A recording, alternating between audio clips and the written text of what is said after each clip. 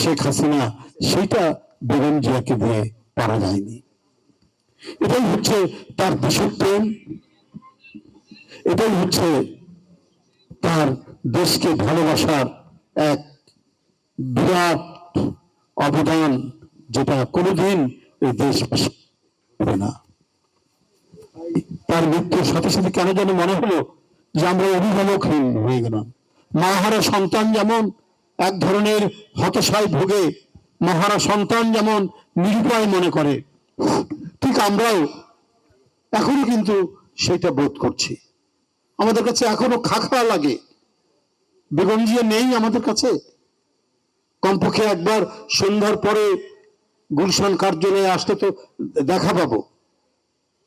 রাস্তা ঘাটে শেখ হাসিনার নিপীড়ন, নির্যাতন, ফাঁসিবাদের মার সবকিছু খাওয়ার পরে যখন রাত্রে ফিরে এসে তার সেই কথা, তার সেই চেহারা দেখতাম, তখন সবকিছু ভুলে যেতাম। যে মনে হতো একটা হিমালয় পর্বতের চাইতে বড়, দৃঢ়, অটুট একজন মানুষ দাঁড়িয়ে আছে।